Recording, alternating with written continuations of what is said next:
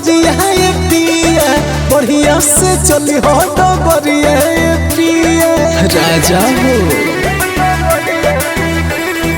जाता रो देव घर नगरिया पिया बढ़िया से चली हो डगरिया पिया दर्शन को के शिव शंभु नाथ के मंगटी काले हमरा माथ के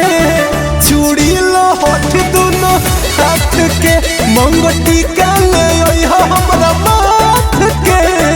चूड़ी लहठ दोनों हाथ के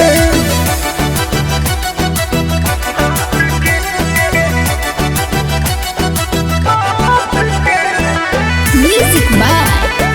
ओम प्रकाश।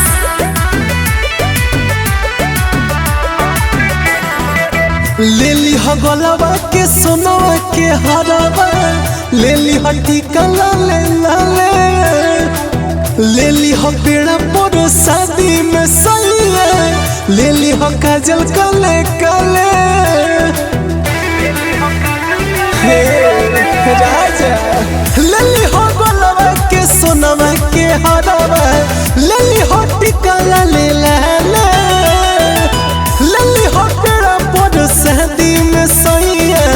लल्ली हो काजल काले कहले भूलई हो ना हमारा बात के मंगती काले हो हमारा माथ के चूड़ी लहठ दोनों हाथ के मंगती काले हो हमारा माथ के चूड़ी लहठ दोनों हाथ के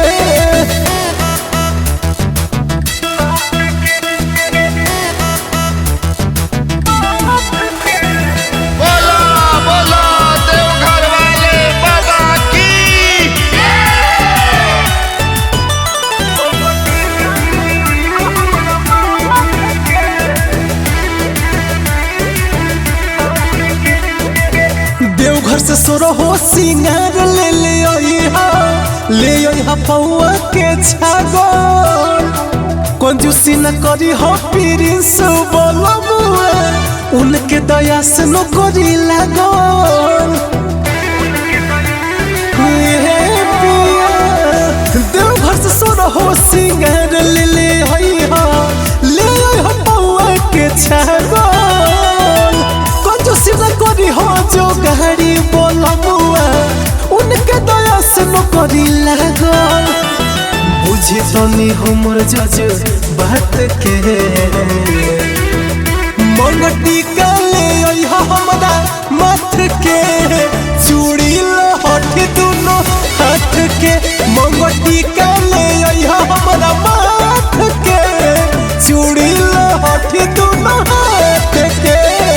महान जा ए पिया